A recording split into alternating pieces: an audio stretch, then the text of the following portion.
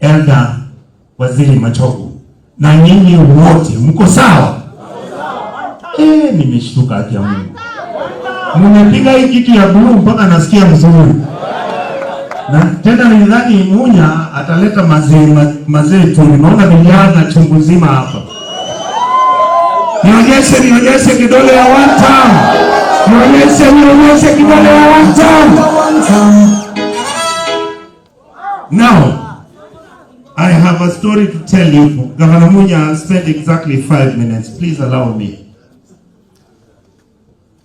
I was not the way I am when I joined politics.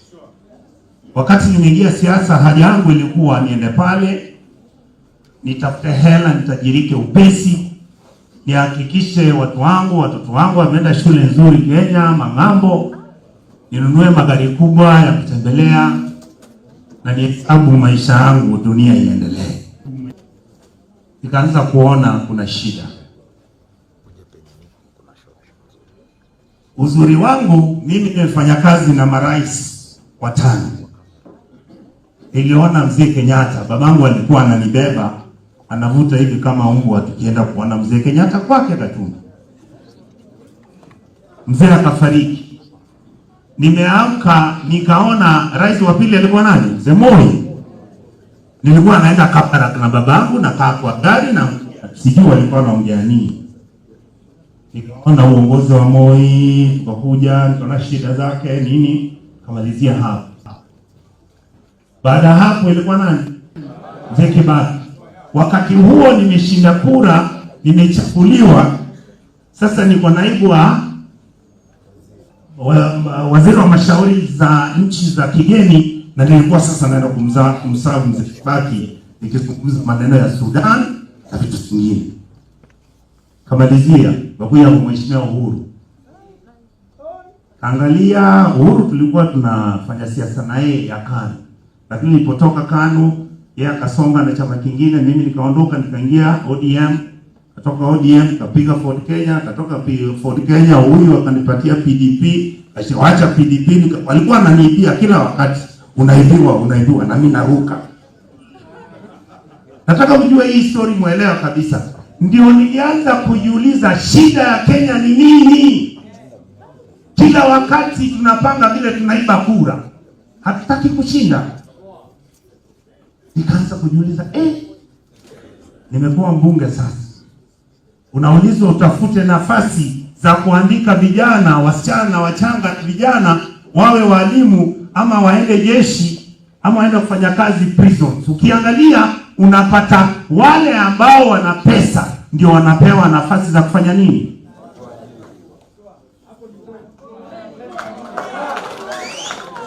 Nikaangalia wakati serikali ya Uhuru ilikuwa inafanya kazi, nikaanza kuangalia mbona inaonekana education imepiga kidogo unaangalia unasikia tumetoka hii kitu inaitwa ICT, tunatoka ile analog ya digital, watu wanapiga kelele, inaisha, watu wameendelea. Education imekuja, free education, Kibaki alituachia. Unapata kuwa wanafunzi wanaenda shule. Ulisikia Munya akisema kazi ya chief ilikuwa kubeba mtoto wa maskini amhakikishie ameenda shule akasome. Hata hapo nikaona mabasi yako yellow. Polisi, jamaa gani huyu ambaye anafanya hii kazi yote jameni? Jamaa akaanza kuniambia sioni Mkisii wenzenu. Kasema kwa nini unaniambia yeye ni Mkisii? Ni Mkenya anayefanya kazi gani? Kazi nzuri. Ndio mara ya kwanza nikakutana na Fred Matiang'i. Sasa nikaenda ofisi yake. Naenda huko na muangalia, unaona hiyo macho yake anakuangalia hivi. Namwambia sasa wewe mzee, wewe ni minister na mimi ni kutoka Kisii si unijazie hapa nichukue wanafunzi hata 2000 Kisii niende niandike wanisifu niyo mzuri. Huyu akaanza kuniambia Onyoka, si hivyo. Nikikupatia hii nafasi yote mtoto wa maskini atafaidika namna gani? Ndio wewe unataka tusaidie wa Kisii wetu, ndio na ni wetu na damu yetu, lakini kuna wale wa Kenya wengine ambao hawana njia, hawana hela, hawana namna ya kujitoa kwa umaskini ambao wako, ili na wao wapande kwa meza, waanze kupewa chakula angawa hata kama ni maji. Nikaanza kuuliza huyu jamaa, fikira zako wewe ni zipi? Haleluya. Unajua tena kuna kitu kingine sijawaambia. Huyu ni MSDA. Mimi ni Katoliki.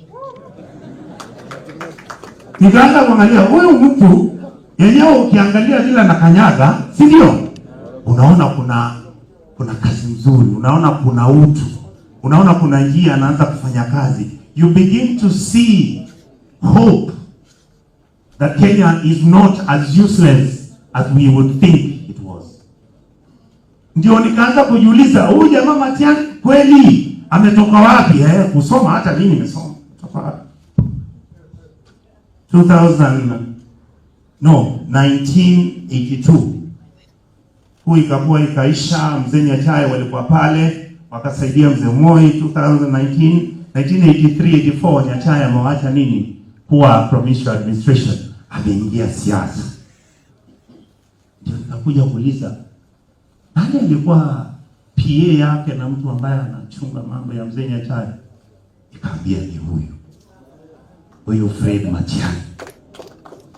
Kidogo tu nikaangalia huyu kijana mdogo anaweza kuadvise yule mzee mkubwa, na nilizee ambako ni litajiri, haina shida. Huyu kijana anaweza, na huyu si mtoto wake, hata kwa ukoo ya kifamilia huyu si mtoto wake.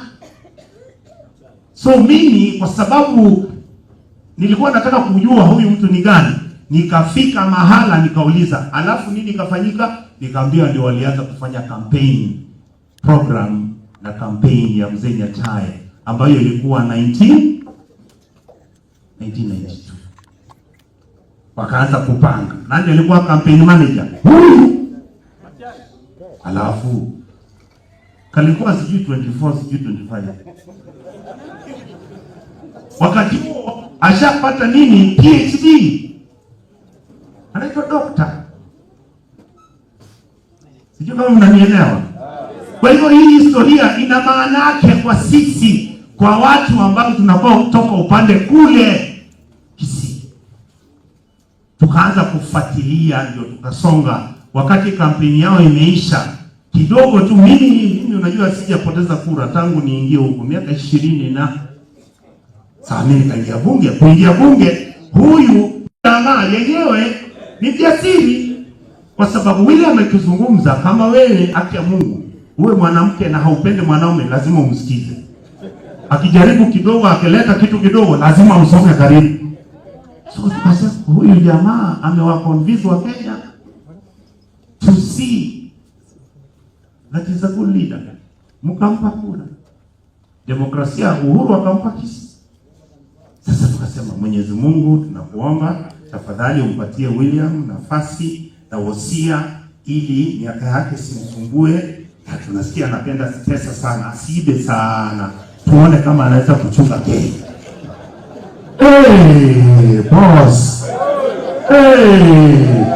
Anachukua mashamba ABC farms za Laikipia na Trans Nzoia, anabeba kila kitu. Wale wanafanya fertilizer ikiuzwa, watu wake wako ndani. Analeta program nzuri, tunafanya nini? E-payment. Yeye anatoa pesa.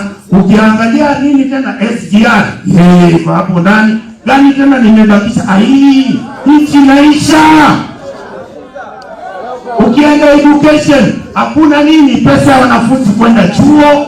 Ukienda kwa mahospitali hamna madawa. Ukiuliza shida ya cancer ni nini, yeye ndiye anataka kuwa supplier. Wakanipatia kaadani. Nikaanza kusema huyu mtu anauza airport. Huyu mtu anauza airport. Ati Onyonga, wewe ni mtu wa drama, unapenda tu drama. Huyu mtu anauza airport yenu. Si alikuja akasema tutawacha kuuza. I beg you. This country needs you. I can tell you, the things I speak, I don't speak them because I think I have a capacity not to be killed. I can be killed anytime. But some good men and women must stand and say you can kill some, but you can't kill everybody. Bwana wewe nipe one time DJ. Guns and balls. One time. I do we watch and say. One time. Yeah, we got some balls. One time. Yeah, we play. One time. Yeah, we watching. One time. Yeah, we waiting. One time. One time. Thank you. Nitamalizia hapo. Jambo la mwisho. Mnaweza kaa, alafu nitamaliza wamuite mgeni wa heshima. Najua mmechoka. Mimi kitu ambacho nilisahau kuelezea, mwaka 1942 baba yangu amezaliwa Nkubo. Dr. Onyonka was born in Nkubo. How? My grandfather had come from Burma from the war, and this area of Nkubo and the other areas were the holding ground. Wale maaskari walikuja alafu wanatumwa kwao nyumbani. Wakati huo nyanyangu walikuwa wamekuja kuvisit, akapata mzee amerudi, baba wangu akazaliwa. Sasa ule ukali mnaona nikiwa nayo ya kimungu. Jambo la mwisho, mzee Nyachaya alituambia hivi, kwa historia ya sisi watu ambao tunaitwa Abantu. Tulikuwa na kijana wa kwanza alikuwa anaitwa Moikoyo. Wa pili alikuwa anaitwa nani? Alikuwa anaitwa nani? Muruya. Wa tatu alikuwa anaitwa Meru. Wa nne alikuwa anaitwa Mukamba. Wa tano alikuwa anaitwa Mugusiri. Wa sita alikuwa nani? Mogiriamu. Wa saba alikuwa nani? Thank you. Wa tisa alikuwa Mkuria. Tuko vijana 9. Mkizungumza mkubaliane, kuna chakula ya kutosha, mtaigawa kwa heshima, mtaheshimiana na tunataka tuheshimu Wakenya wengine wote. Kwa grupu yetu na timu yetu, Mheshimiwa Rigathi Gachagua, Mheshimiwa Kalonzo Musyoka, Mama Martha Karua, uangalie wote, hata ndugu yetu Fred hapa. We are one thing. Lastly, I have a statement to make before I sit. We just received information that the president wants to arrest Sifuna and other members of the Senate and the National Assembly. Ati ndio walikuwa wanakula nini? Ati wanakula hii pesa kidogo kidogo. Mr. President, if you want to start with the thieves, anza kujishika wewe. Thank you so much and God bless you. Yeni Mheshimiwa Senator. Yeni makofi tena. Makofi tena. Nimepea muda mrefu kidogo kwa sababu ya hiyo historia najua vizuri. Ndio? Na ni mtetezi kule Senate wa watu na taifa. Kwa hivyo sasa tuko karibu kwa kilele yetu ya mkutano ya leo. Mheshimiwa Matiang'i, sisi tulisema tushikane kama PNU ndio tuweze kuwa na bargaining